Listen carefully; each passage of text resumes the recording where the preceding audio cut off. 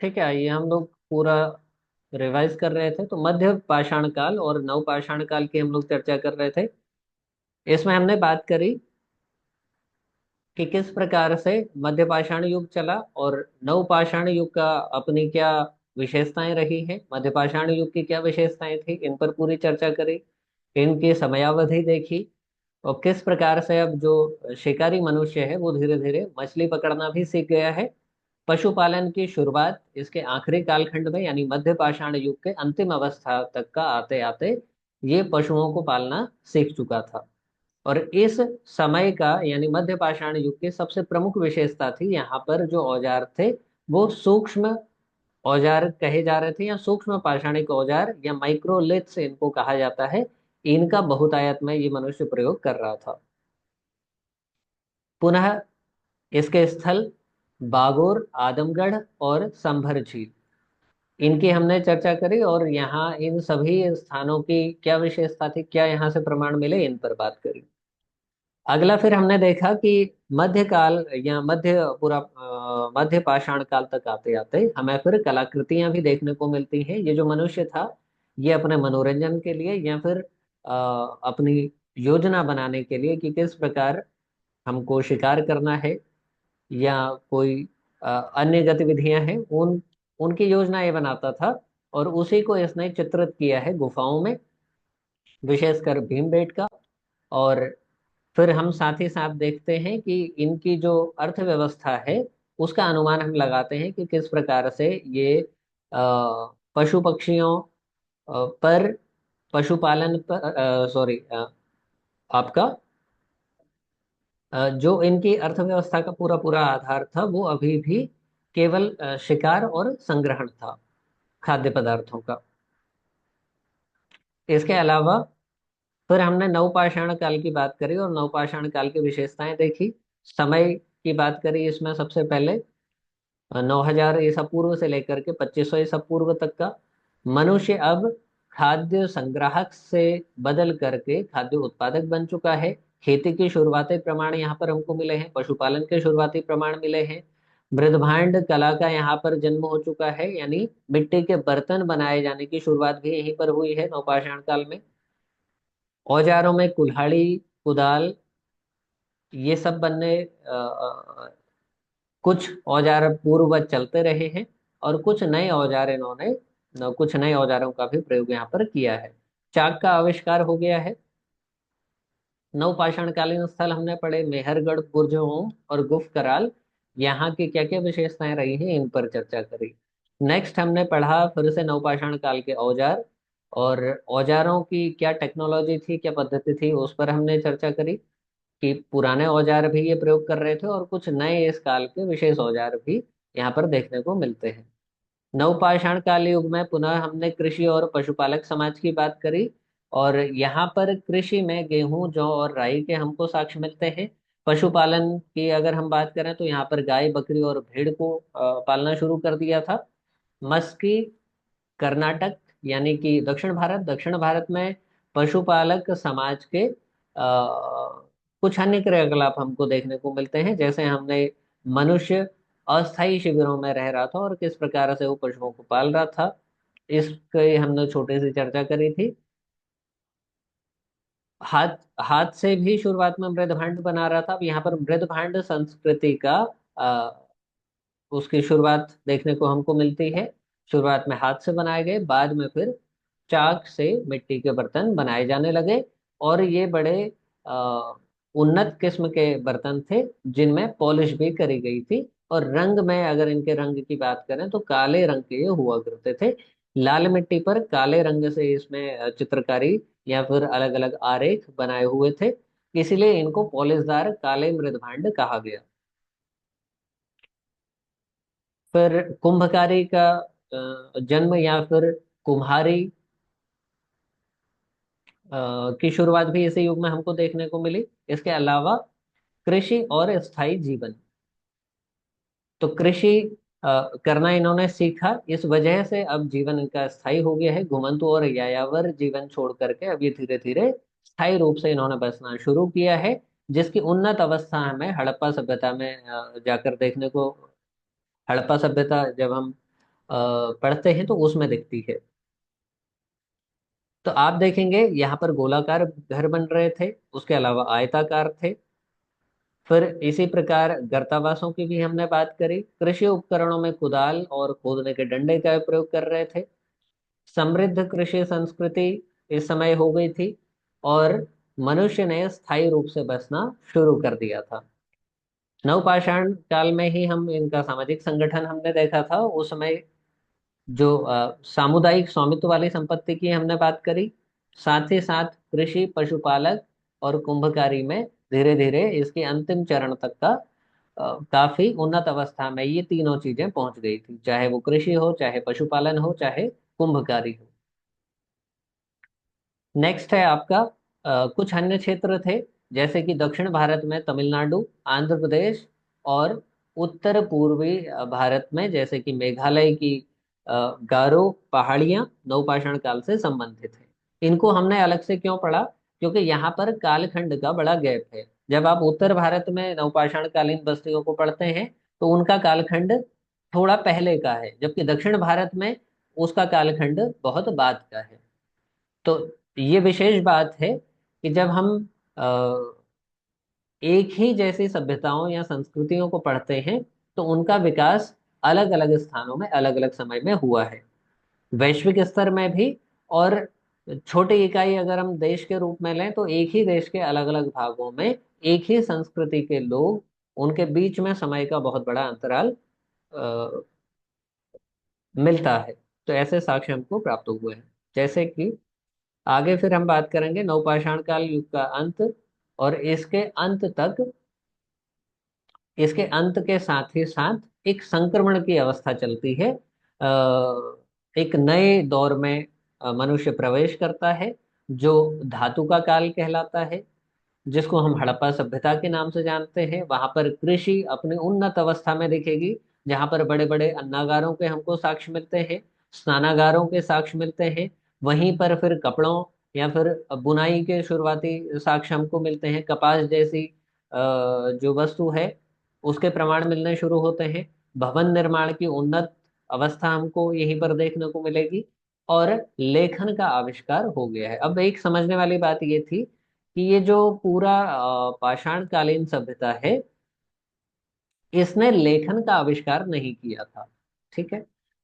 तो अगर हम बात करें पाषाण कालीन संस्कृति की, तो उसने लेखन का कोई भी आविष्कार नहीं किया है।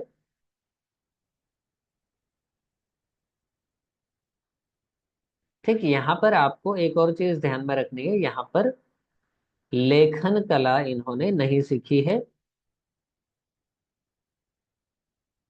पूरी पाषाणकालीन संस्कृति को आप पढ़ लेंगे तो यहाँ पर लेखन के प्रमाण हमको नहीं मिलते हैं। मतलब कोई भाषा जैसी चीज ये नहीं जानते थे, ऐसा माना जाता है अब तक के प्रमाणों के आधार पर। ये केवल अपना अपनी जो भी चीजें थी उनको कन्वे करते थे दूसरे तक का, चित्रों के माध्यम से या फिर कोई साइन लैंग्वेज इनकी रही होगी। और इनकी अगर कोई भाषा तो रही होगी, लेकिन उसके हमें लिखित कोई प्रमाण नहीं मिले हैं अभी तक।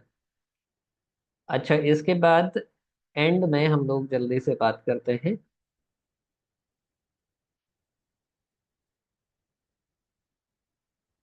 ठीक, लेखन के प्रमाण हमको सिंधु घाटी सभ्यता में मिलते हैं, लेकिन वहां भी उस लिपि को अब तक का ठीक से पढ़ा नहीं गया है।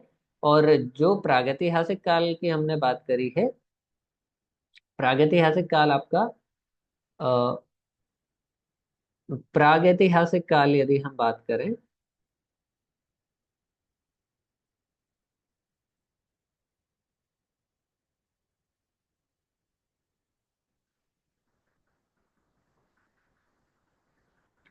ये जो काल है, इसमें या तो लेखन के प्रमाण मिले ही नहीं है,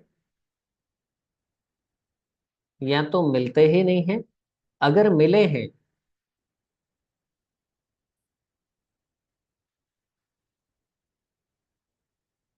लेखन अगर मिला है तो उसको पढ़ा नहीं गया है।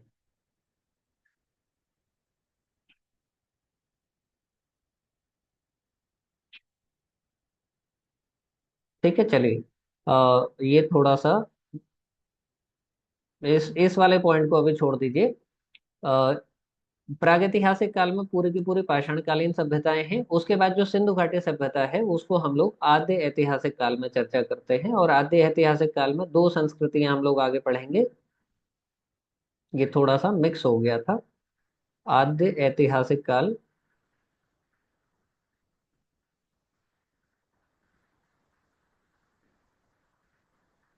ठीक है, ये वाला पॉइंट अपना ठीक है। इसके बाद हम बात कर रहे हैं आद्य ऐतिहासिक काल, जो दूसरा कालखंड हम लोग पढ़ेंगे।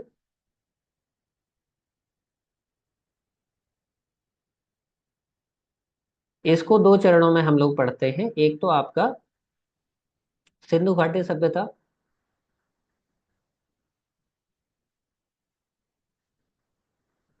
और दूसरा है आपका वैदिक सभ्यता।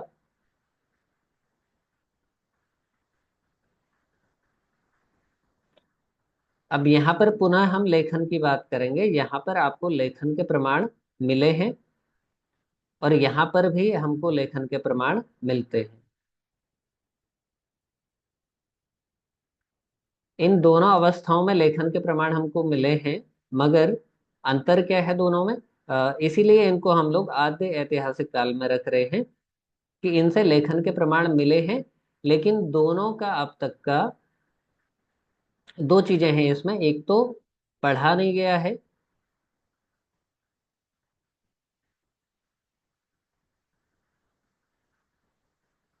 पढ़ा नहीं गया।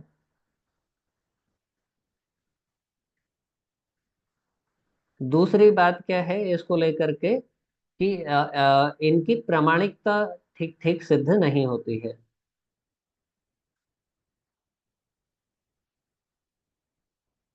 प्रामाणिकता,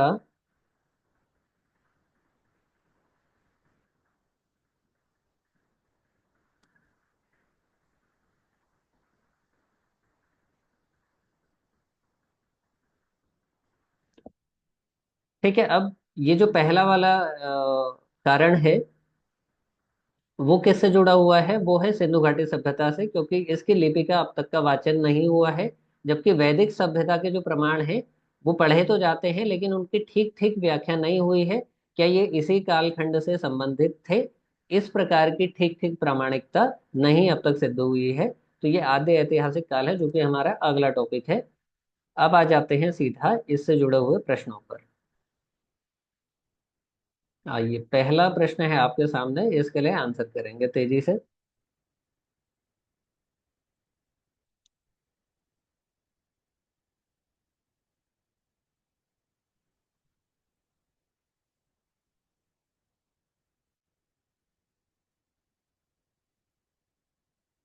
ठीक है, तो पूछा गया है कि पूरा पाषाण काल युग का मुख्य आर्थिक गतिविधि इस युग की क्या थी? ठीक है, बहुत बढ़िया, बहुत तेजी से आंसर आए हैं। ठीक, सभी के आंसर बिल्कुल ठीक हैं। शिकार और खाद्य संग्रहण। पूरा पाषाण युग का जो मुख्य आर्थिक व्यवसाय था इनका, या आर्थिक गतिविधि थी, वो क्या थी? शिकार और खाद्य संग्रह। नेक्स्ट है आपका अगला प्रश्न है, मध्य पाषाण युग में किस प्रकार के औजारों का उपयोग होता था?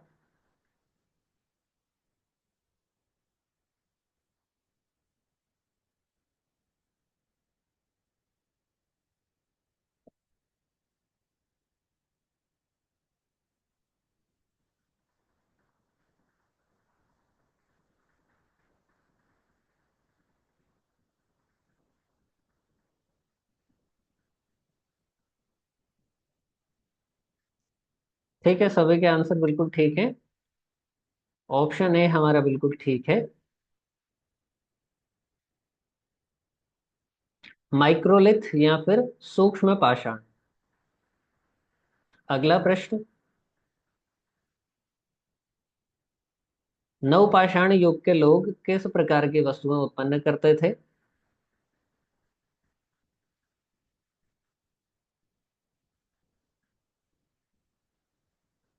नवपाषाण कालीन युग के लोगों की विशेषता आपको बतानी है।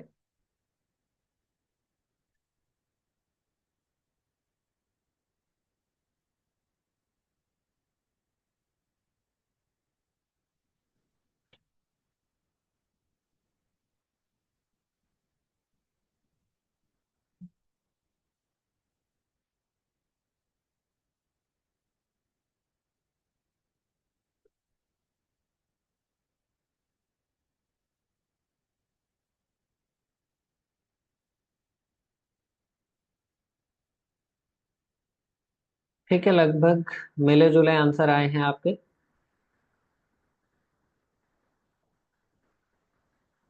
ठीक है, अब इनकी विशेषता क्या थी देखिए। हमने बात करी थी नवपाषाण युग। नवपाषाण युग में बर्तनों का आविष्कार हमको देखने को मिलता है, पहली चीज। दूसरा, कृषि उत्पाद हमको देखने को मिलते हैं। मध्य पाषाण के अंतिम अवस्था तक आते आते मनुष्य पशुपालक बन गया था। और सांभर झील हमने बात करी थी राजस्थान में, वहां पर वो पौधे लगाने उसने शुरू कर दिए थे, लेकिन बड़े पैमाने पर कृषि अभी नहीं हो रही थी। नवपाषाण युग में एक उन्नत कृषक समाज हमें देखने को मिलता है। और उसने इसी कृषि के माध्यम से बहुत सारा अन्न उत्पादित किया। अब उसको संरक्षित करने के लिए उसको बर्तनों की आवश्यकता पड़ी, और वो मिट्टी के मृद भांड या सॉरी मिट्टी के बर्तन बनाने लगा। शुरू में चाक से, शुरू में हाथ से, और बाद बाद में चाक का प्रयोग किया उस। तो ऑप्शन बी इसका ठीक आंसर होगा। ठीक है, नेक्स्ट है आपका होलोसीन या फिर नूतनतम युग का समय आपको बताना है। कब से कब तक चला होलोसीन काल।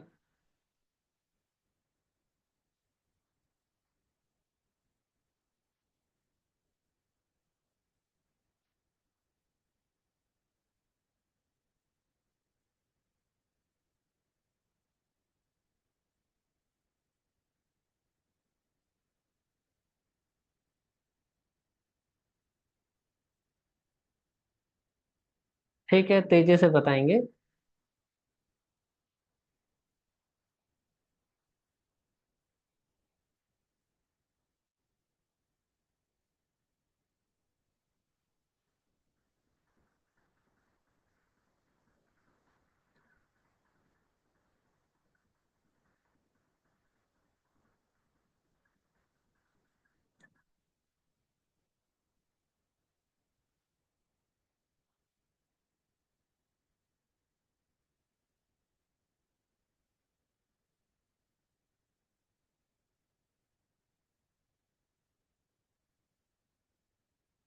ठीक, तो इसका कालखंड है 12,000 वर्ष पूर्व तक का, तो आपका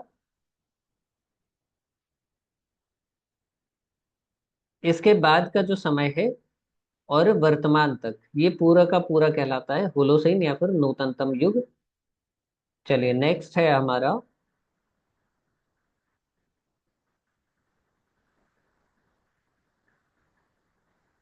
अगला प्रश्न है कि प्लेस्टोसीन या अभिनूतन युग के दौरान कौन सा प्रमुख परिवर्तन हुआ था।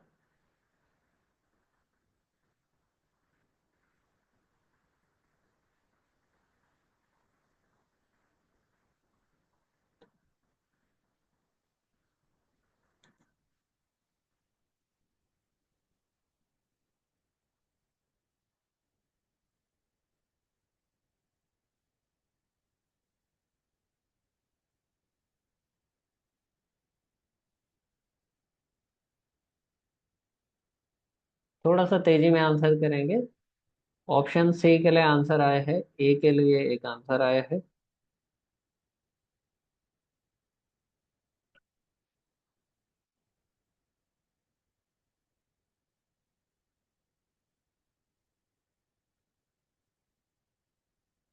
ठीक है, चलिए आगे बढ़ते हैं। तो इस समय जो प्लेस्टोसीन या अभिनूतन युग है, इस समय आप देखेंगे धीरे धीरे इसी युग में हमने क्या किया है। जो जलवायु है, जलवायु में हमको परिवर्तन देखने को मिलता है। जलवायु ठंडी होने लगी। और हिम युग, धीरे धीरे ये हिम युग का दौर भी चल रहा था, और साथ ही साथ जलवायु ठंडी होने लगी। तो इसी में मानव सभ्यता का उदय हुआ है प्लाइस्टोसिन युग में या प्लेस्टोसिन युग में, ये इसी को अभिनूतन युग कहा गया है। तो जलवायु में ठंडक और हिम युग का आगमन। चलिए, नेक्स्ट है फिर आपका होमोसेपियंस। इस शब्द का आपको अर्थ बताना है। बहुत साधारण सा प्रश्न है।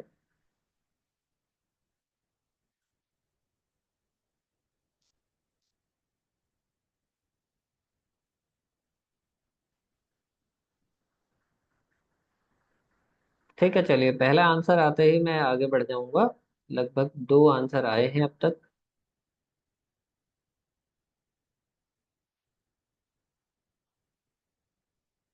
ठीक है, बिल्कुल ठीक है। ऑप्शन बी, आधुनिक मानव अर्थात होमोसेपियंस। चलिए, अगला प्रश्न है आपका। पाषाण शिल्प, इसका क्या अर्थ है?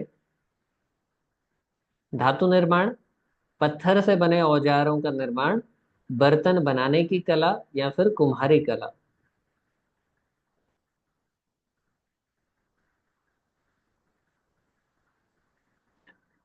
ठीक है, सरल सा प्रश्न है ये भी। ठीक, बिल्कुल ठीक है। ऑप्शन बी, पत्थर से औजार बनाने, पत्थरों से जो औजार बन रहे थे, या पत्थरों से औजारों का जो निर्माण हो रहा था, उसी को पाषाण शिल्प बोला गया। नेक्स्ट है आपका पशुचारण। इस शब्द का क्या अर्थ है?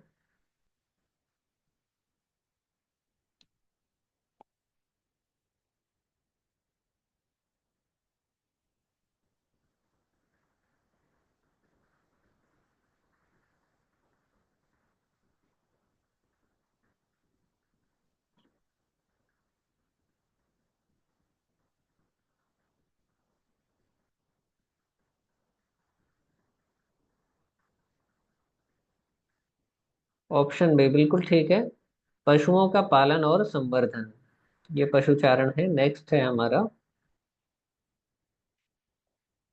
चलिए, अब इससे आगे की चर्चा हम लोग कल करेंगे। अगर कोई डाउट हो आपके तो तेजी से एक बार बताएं, या फटाफट से इसको समापन कर लेते हैं, इसको आज ही कर लेते हैं ताकि ये टॉपिक आज ही समाप्त हो जाए।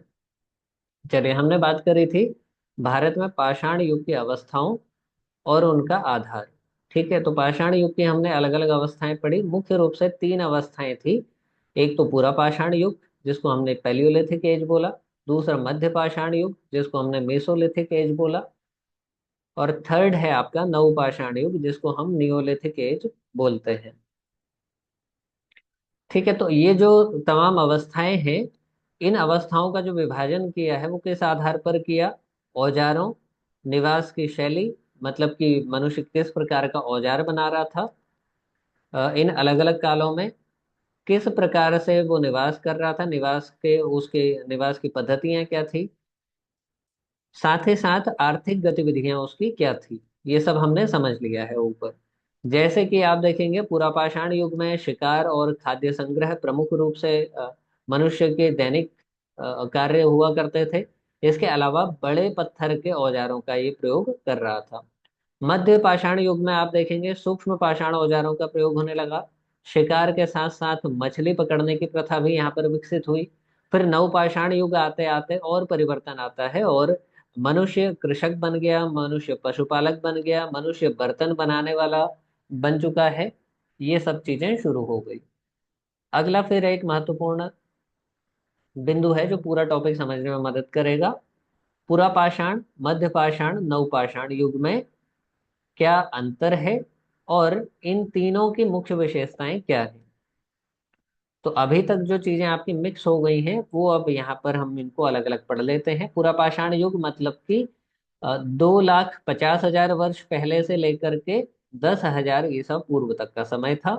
विशेषताएं इसकी क्या थी? शिकार, खाद्य संग्रहण, गुफाओं में निवास करना, बड़े पाषाण औजारों का उपयोग करना। मध्य पाषाण युग की अगर बात करें, यानी मेसोलिथिक, इसकी एज अगर आप देखेंगे तो 10,000 ईसा पूर्व से 4,000 ईसा पूर्व तक का भारतीय संदर्भ में ये ठहरता है। और यहाँ पर मुख्य विशेषताएं क्या थी? सूक्ष्म पाषाण औजारों का उपयोग, शिकार करना, और साथ ही साथ मछली पकड़ना, और पशुपालन की थोड़ा बहुत शुरुआत यहाँ पर हो चुकी है। नेक्स्ट है आपका नवपाषाण। नवपाषाण में समय अगर देखेंगे तो 7,000 ईसा पूर्व से लेकर के 2,500 ईसा पूर्व तक, यानी सिंधु घाटी सभ्यता के उदय तक। मुख्य विशेषताएं क्या रही यहाँ पर? कृषि, स्थायी बस्तियां, पशुपालन, और मृद भांडों का निर्माण। नेक्स्ट है आपका।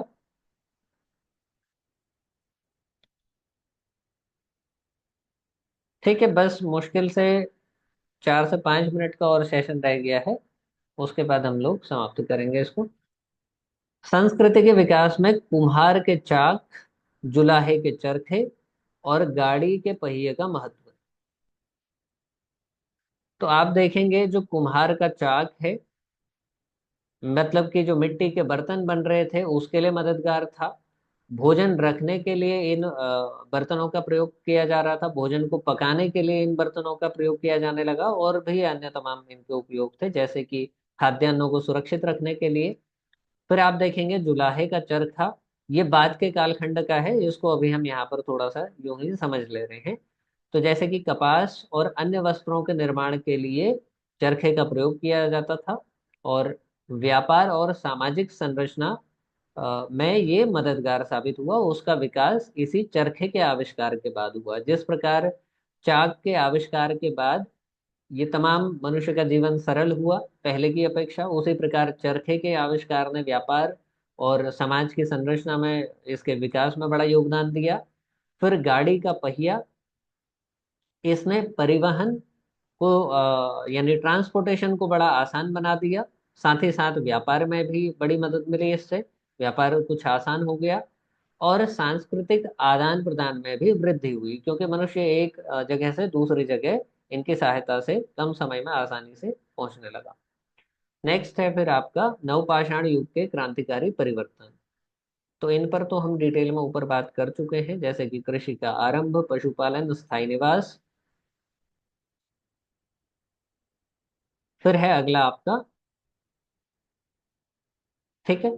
तो जो प्रागैतिहासिक काल के हमको औजार मिले हैं, प्रागैतिहासिक काल मतलब कि सारा का सारा जो पत्थर वाला काल हमने पढ़ा है, उसका संग्रहालय अवलोकन, ये जो अवशेष मिले उनको संग्रहालयों में रखा गया। फिर उनको अच्छे से उनकी जांच हुई, और उनकी जांच के आधार पर अलग अलग कालखंडों का निर्धारण हुआ। इनमें हमको पत्थर के औजार मिले हैं, जो कि संग्रहालयों में सुरक्षित हैं आज भी। हड्डी के औजार मिले हैं, मृदभांड मिले हैं, ठीक है। अब आइए बहुत तेजी से हम लोग बात करेंगे जो जो संपूर्ण पाषाण काल के जो स्थल हैं, यानी भारत के बाह्य रैखिक मानचित्र में पाषाण युगीन स्थल, मतलब भारत में तमाम जो पाषाण युगीन स्थल हैं उनको एक बार फटाफट से देखते हैं। एक तो भीमबेटका में हमें मिले हैं, जिनका संबंध पूरा पाषाण से है, और यहाँ पर चित्रित गुफाएं या फिर गुफाओं में चित्र बनाए गए हैं। बागोर मध्य प्रदेश में है, यहाँ पर हमको क्या मिला है, मध्य पाषाण युग के साक्ष्य मिलते हैं, विशेष करके माइक्रोलिथ्स या फिर सूक्ष्म पाषाण वाले औजार यहाँ पर प्राप्त होते हैं। आदमगढ़ अगला प्रमुख स्थल है, इसका संबंध भी मध्य पाषाण युग से है, और यहाँ पर पशुपालन के साक्ष्य मिले। बुर्ज होम हमने बात कर ली थी, नवपाषाण युगीन स्थल है। कृषि और पशुपालन के साक्ष्य मिले हैं। चिराद फिर से नवपाषाण युगीन स्थल है, यहाँ पर कृषि के साक्ष्य मिले हैं, और हड्डी के औजार हमको प्राप्त होते हैं। नेक्स्ट है हमारा मेहरगढ़। मेहरगढ़ भी नवपाषाण युगीन स्थल है, यहाँ पर कृषि के साक्ष्य हमको मिले। मास्की है, नवपाषाण कालीन स्थल है, और यहाँ पर पशुपालन के साक्ष्य मिले हैं। ब्रह्मगिरी एक अन्य नवपाषाण कालीन स्थल है, यहाँ से भी हमको कृषि के साक्ष्य प्राप्त होते हैं। एक अन्य स्थल है दक्षिण भारत का टी नरसीपुर, यहाँ पर भी नवपाषाण काल के हमको साक्ष्य मिले, विशेष करके कृषि संबंधी साक्ष्य। अब बिल्कुल आखिरी प्रहार है इस पूरे, जो हमने दो सेशन आज के पढ़े हैं, शुरू वाला और आखिरी आपका 5 बजे वाली क्लास और अभी 8 बजे वाली क्लास, तो उसका पूरा निचोड़ लगभग इन दो स्लाइड्स में मैं आपको शो करता हूँ। क्लास लंबी है, लेकिन कोर्स बहुत बड़ा है, तो क्लास लंबी ही लेनी पड़ेगी, तभी कोर्स हमारा कंप्लीट होगा। तो आइए फटाफट से देखते हैं पाषाण युगीन संस्कृतियां और उनसे संबंधित स्थल, एक चार्ट के रूप में मैंने आपको दिखा दिए हैं। जैसे कि क्षेत्र है, और उस क्षेत्र में पर्टिकुलर कौन सी संस्कृति थी जिनकी हमने चर्चा करी, किस कालखंड में थी, और कौन कौन से प्रमुख स्थल यहाँ पर थे। जो आपके प्रश्न बनेंगे वो ऐसे ही बनेंगे, क्षेत्र आपसे पूछेगा वहां पर कौन सी संस्कृति थी ये पूछेगा, किस कालखंड में था ये पूछेगा, और इस क्षेत्र विशेष में कौन कौन से स्थल महत्व के थे वो पूछेगा। उत्तर भारत की अगर बात करें तो हमने बड़े बड़े इनको रीजन्स में बांट लिया है। जैसे उत्तर भारत में पूरा पाषाण कालीन संस्कृति थी, और पूरा पाषाण कालीन संस्कृति लगभग लगभग 2,50,000 ईसा पूर्व। ठीक है, 2,50,000 ईसा पूर्व के आसपास से ये शुरू होती है। और जो प्रमुख स्थल है इसका भीमबेटका है। उसके बाद हम मध्य भारत की बात करेंगे। मध्य भारत में हमको संस्कृति, ज्यादातर जो आपके मध्य पाषाण कालीन संस्कृति है उसके प्रमाण मिलते हैं। विशेष करके आप देखेंगे बागोर और आदमगढ़ वाला क्षेत्र। फिर आता है हमारा तीसरा जोन या तीसरा रीजन, जिसको दक्षिण भारत कहा गया है। दक्षिण भारत में नवपाषाण कालीन संस्कृति के अवशेष हमको किस कालखंड से कब तक मिलते हैं? यहाँ कालखंड हमारा रह गया मध्य पाषाण काल में। मध्य पाषाण काल का जो कालखंड है वो 10,000 से लेकर 4,000 ईसा पूर्व तक का था। क्षेत्र बागोर और आदमगढ़। नवपाषाण काल में 7,000 से लेकर 2,500 ईसा पूर्व तक का एक काल पूरा चला। मास्की और ब्रह्मगिरी इसके प्रमुख स्थल थे। नेक्स्ट है हमारा फिर पुरापाषाण, मध्यपाषाण और नवपाषाण। इस दौर के जो औजार हैं, क्योंकि मुख्य अंतर इन पाषाण कालों में औजारों का ही है, औजारों की बनावट का अंतर है, उसी को हम लोग समझ लेते हैं। तो यहाँ युग लिखे हुए हैं, दूसरे औजार किस किस प्रकार के औजार इस पर्टिकुलर युग में प्रयोग में लाए जा रहे थे और उनका उपयोग किस कार्य के लिए हो रहा था। ठीक है, बिल्कुल आखिरी स्लाइड है और इसके बाद हमारा सेशन समाप्त। पहला युग है पूरा पाषाण युग। पूरा पाषाण युग में जो औजार बन रहे थे वो बड़े बड़े पत्थरों के औजार बनाए जा रहे थे। किस काम में, किस काम हेतु? शिकार के लिए और खाद्य संग्रहण के लिए। दूसरा युग हमारा आता है, हमने जो पढ़ा था। अब ये पूरा पाषाण काल युग के फिर तीन अवस्थाएं हमने पढ़ी थी, अभी डिटेल में बात नहीं करेंगे, पीछे हमने बात कर ली। आरंभिक पूरा पाषाण काल, उसके बाद आपका मध्य पूरा पाषाण काल, और अंतिम अवस्था थी ऊपरी या फिर उच्च पूरा पाषाण काल। वो तीनों इसी के अंदर थे। बाकी के जो मध्य पाषाण युग है और नव पाषाण युग है, इनमें कोई भी विभाजन नहीं मिलता है। इनको आप सेपरेटली पढ़ते हैं, इनको अलग अलग भागों में बांट करके नहीं पढ़ा जाता है। तो मध्य पाषाण युग, इसमें जो औजार थे वो किस प्रकार के थे? माइक्रोलिथ्स या फिर सूक्ष्म प्रकार के औजार प्रयोग करे जा रहे थे। इनका उपयोग शिकार करने के लिए और मछली पकड़ने के लिए विशेष रूप से किया जा रहा था। अंतिम अवस्था आती है पाषाण काल की, नवपाषाण युग। तो नवपाषाण युग में पत्थर की कुल्हाड़ियां बन रही थी और साथ ही साथ कुदालों का प्रयोग यहाँ पर देखने को मिलता है। और इनका उपयोग किस काम हेतु हो रहा था? कृषि और पशुपालन के लिए। तो ये हमारा पूरा टॉपिक था, पाषाण कालीन सभ्यताएं, या इसको आप प्राग ऐतिहासिक काल कह सकते हैं। इसको हमने वैश्विक स्तर पर भी समझा, भारतीय संदर्भ में भी समझा, फिर भारत में भी दक्षिण भारत, उत्तर भारत, मध्य भारत, पूर्वी भारत, इन सभी को इन सभी में क्या समानताएं थी, क्या इनमें अंतर था, विशेषकर कालखंड का, ये सारी बातें हमने पढ़ी। और इससे जुड़े हुए कुछ थोड़े बहुत प्रश्नों पर भी आज हमने चर्चा करी है। तो सेशन को आज हम यही एंड करते हैं।